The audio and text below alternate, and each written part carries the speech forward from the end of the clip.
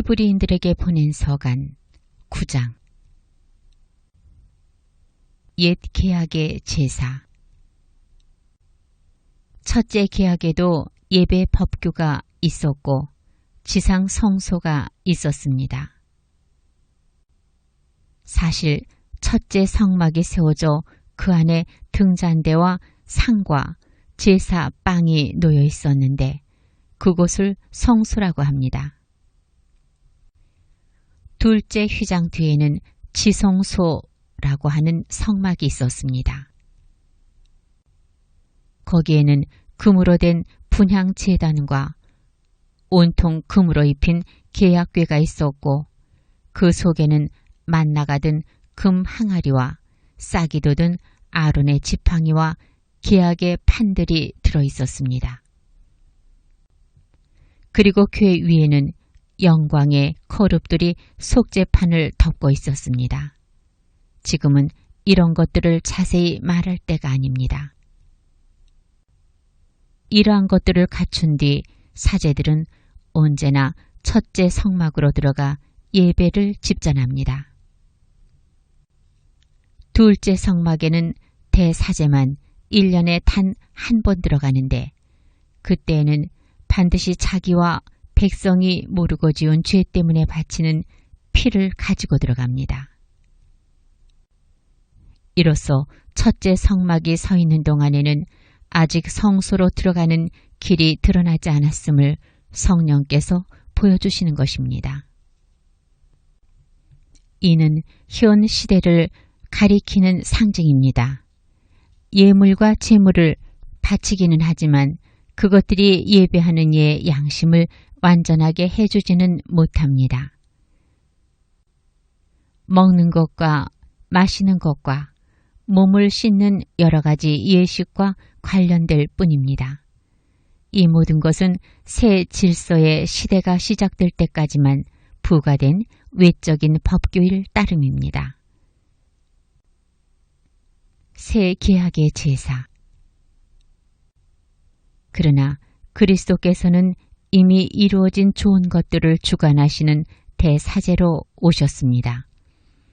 그분께서는 사람 손으로 만들지 않은 곧 이 피조물에 속하지 않는 더 훌륭하고 더 완전한 성막으로 들어가셨습니다.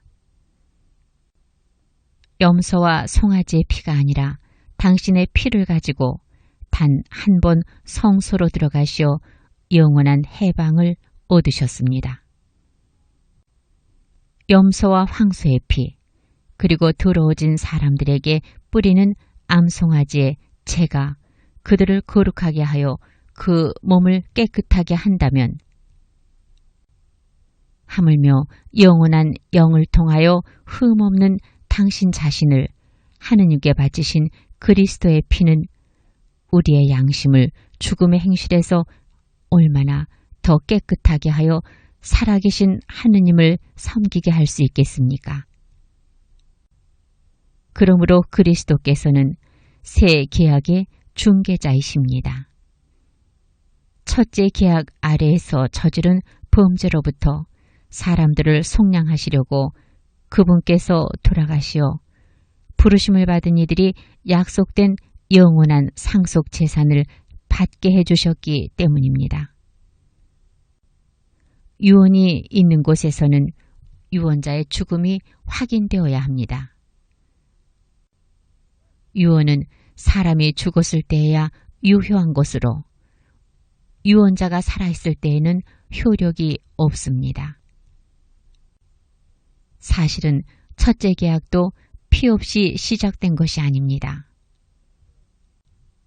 모세는 율법에 따라 온 백성에게 모든 계명을 선포하고 나서 물과 주홍 양털과 우슬초와 함께 송아지의 염소의 피를 가져다가 계약의 책과 온 백성에게 뿌리며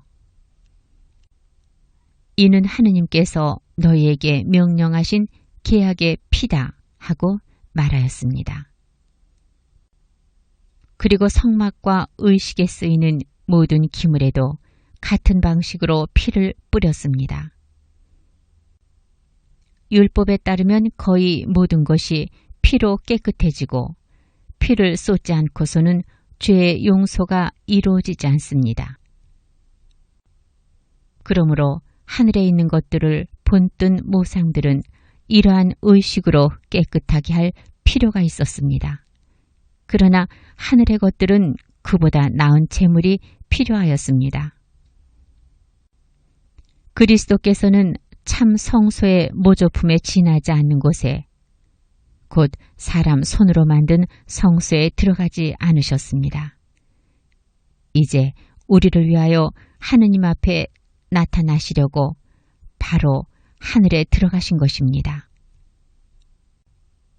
대사제가 해마다 다른 생물의 피를 가지고 성소에 들어가듯이 당신 자신을 여러 번 바치시려고 들어가신 것이 아닙니다.